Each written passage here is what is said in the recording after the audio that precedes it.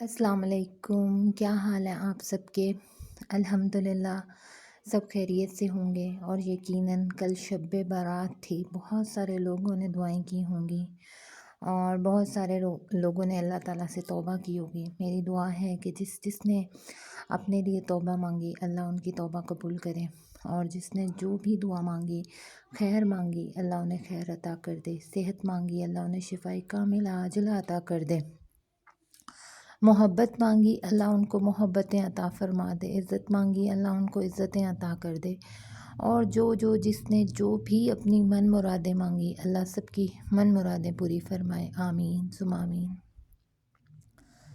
آج میں تھوڑی سی دکھی ہوں، اور دکھی اس بات پہ ہوں کہ ٹھیک 2 سال پہلے اسی تاریخ کو میں نے اپنی ایک ایسی ماں کو کھویا جن سے میرا رشتہ خون کا نہیں تھا، دودھ کا نہیں تھا، لیکن احساس اور محبت کا اتنا گہرا تھا کہ جس کو جتنا میں بیان کر سکوں نا وہ کم ہے۔ اور میرا یہ ایمان اور یقین ہے کہ ہر پیدا کرنے والی بھی ماں نہیں ہوتی ہے، اور اولاد جسے ہم نے پیدا کیا ہو وہ بھی نہیں ہوتی ہے۔ جس کو اللہ ہمارے لیے بنا دیتا ہے، جو احساسات اور محبت جس سے وہ جوڑ دیتا ہے، وہی رشتہ ہمارا اس سے بن جاتا ہے۔ تقریباً یہ 2019 کی بات ہے، جولائی کا مہینہ تھا، اور ایک بہت پیاری، نفیس اور بہت بیمار ماں آئی تھی جو کینسر پیشنٹ تھیں، اور وہ اکیلی آئی تھیں، ان کے ساتھ ایک اسپیشل بچی آئی تھی۔ اور میں جب ان کو ملنے اوپر گئی تو میں نے دیکھا، اور میں حیران پریشان ہو گئی کہ اگلے دن انہوں نے اپنے ٹریٹمنٹ کے لیے اسلام آباد جانا تھا، اور میں نے پوچھا کہ آپ اسلام آباد جائیں گی تو آپ کے ساتھ کون جائے گا؟ کہنے لگیں کہ اکیلی جاؤں گی یا پھر یہ کام والی جائے گی، حالانکہ ان کے یہاں بہت ریلیٹیوز ہیں، سگے ریلیٹیوز ہیں۔ میں ایک دم شاکڈ ہو گئی، اور بہت مجھے یہ دل کو لگا، یار یہ کینسر پیشنٹ ہے، اور اسپیشل ان کی ایک بیٹی ہے، اور یہ کام والی کے ساتھ جا رہی ہیں۔ کام والی کو کیا پتہ ڈاکٹر نے کیا کہنا ہے، کس طرح ٹریٹمنٹ کرنا ہے، سارا۔ بس میں نے اس صبح ان کا ہاتھ پکڑا اور میں نے کہا کہ میں آپ کے ساتھ نہ چلوں، تو انہوں نے کہا چلی چلیں، آپ چلی چلیں۔ وہ دن اور ٹھیک 2 سال پہلے 26 فروری صبح کے وقت تھا، جب میں ان کے ساتھ تھی، اور رات کو جب ان کو غسل دیا گیا، اس غسل میں الحمدللہ میں شامل تھی۔ تو میں ان کے ساتھ یہ جتنا عرصہ گزرا، وہ نہایت پیاری، خوبصورت، نفیس، محبت کرنے والی اور بہت پیاری انسان۔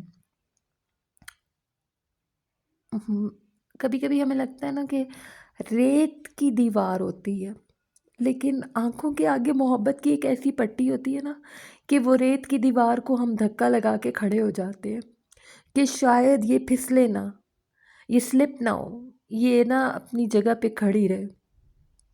ہوتی تو وہ ریت کی دیوار ہے آپ ریت مٹھی میں لیں اور اس کو ایسے چھوڑ دیں ڈھیلا تو وہ پھسلتی رہے گی، اور آپ کے ہاتھوں سے ریت ساری نکل جاتی ہے، کچھ بھی نہیں رہتا۔ بالکل ایسے ہی ان کی زندگی تھی، وہ پھسل رہی تھی اور ریت کی طرح گھل رہی تھی، اور میں اس ریت کی دیوار کو دھکا لگا کے کھڑی ہو گئی کہ میں بھی یہ اللہ تعالیٰ ان کو زندگی صحت والی دے دے۔ لیکن زندگی اللہ کی امانت ہے، اور موت برحق ہے، جانا تو ہر صورت ہے۔ لیکن وہ جو ایک احساس تھا کہ ماں، مجھے اپنی امی سے بہت زیادہ محبت ہے، اتنی محبت ہے کہ میں ان کے بغیر جینے کا تصور نہیں کر سکتی ہوں، اور ایک وہ ماں تھی جو اللہ نے مجھے دی تھی، وہ گفٹ تھا اللہ کا۔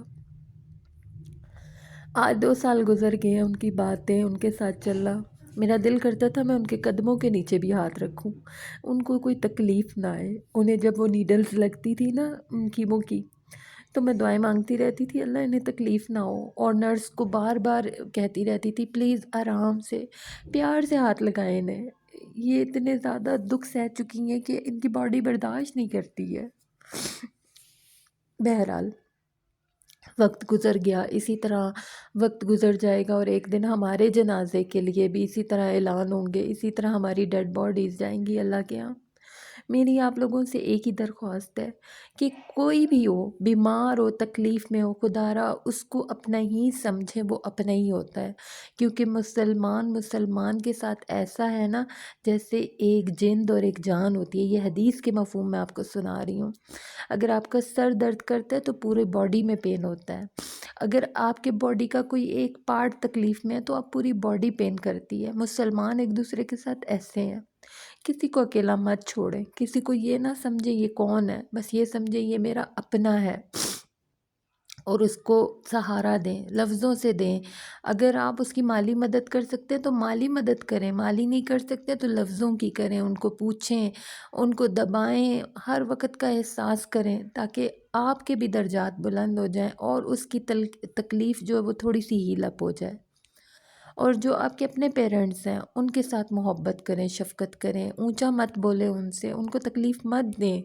ماں باپ اللہ تعالیٰ کی بہت بڑی نعمت ہوتے ہیں۔ آج میں بہت جذباتی ہو رہی ہوں، اور یقین کریں کہ میری آنکھوں سے آنسو ایسے ہی جاتے جا رہے ہیں، اور میں الحمدللہ اپنے والدین کے لیے 2 رکعت نماز نفل پڑھتی ہوں، اور سب سے زیادہ مجھے لگتا ہے میں دعائیں اپنی امی ابو کے لیے کرتی رہتی ہوں۔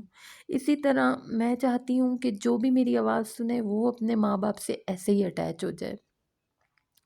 اگر دوریاں ہیں تو پلیز ختم کر دیں، اپنے امی ابو کو مت کھوئیں، ان کو کھو دیا تو زندگی میں آپ خود تنہا رہ جائیں گے، اور اپنی منزلیں تلاش کرتے کرتے خود کھو جائیں گے۔